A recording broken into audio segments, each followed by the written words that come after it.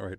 Høstsol's Länge Leve Döden is a pan-Scandinavian black metal record, which is, I would say, generally spearheaded by the main fellow from Mainz, Cernunnos, who um, now he's been on he's put out several records in the last several years on various bands. Mani, um, Sinning, or I forget the name of the band. There's been a couple of them, which are in a little bit more of a modern spiritual black metal context.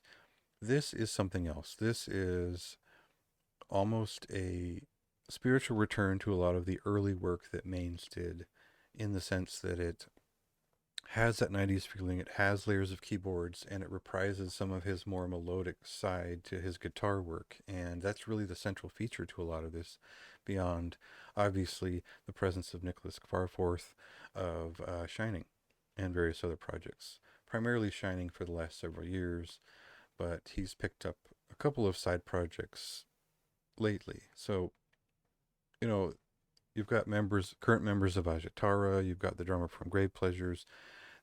This is, I know that's just nepotism and who really cares, but what matters is these are fine musicians, and the songwriting is just kind of uh, very catchy from the start. Um, it would have been easy for them to make a record that resembled early Mains. A lot of this record does feel a little bit like that era of, like the best of Aeternus early on, in the sense that there's a pagan heart to a lot of it that maybe isn't intended, but there's a sentimentality to it that sort of decompresses, it depressurizes over the length of the album, and then they wheel in a little bit more traditional guitar work to keep the pace up and keep it from being too sleepy. So the first couple songs up front are the ones that sort of make the album. They're uh, overtly melodic, they're expressive, and just uh, the minute that the main guitar melody hits, well, it's a couple minutes in the song, you'll understand why. Like, this was a record that stuck with me from the first listen, because it is catchy. It's just good melodic black metal guitar work, and that counts for quite a lot with me.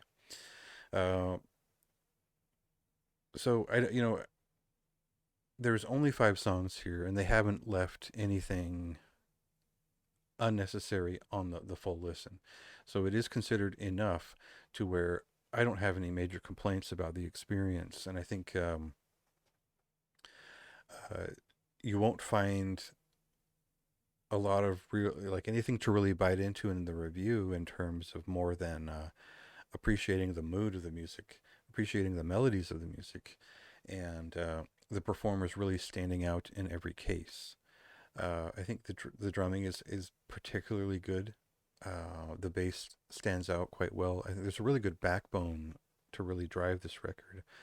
It never feels overtly like commercial. It doesn't feel like they fully formed the identity of the Union quite yet, but it's still just an exceptional, obviously above average record that uh, it still respects the classic traditions of 90s black metal, without going campy, cheesy, or late 90s with it.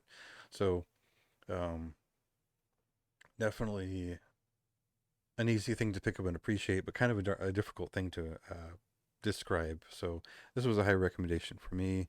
I think that it is one of the most memorable black metal records of January. And yeah, I think if you like black metal rhythm guitar that's focused around melodies, you'll appreciate this record right away. That's kind of the gist of it. Um, so more details in the review. Check that out, and see if this is your type of black metal.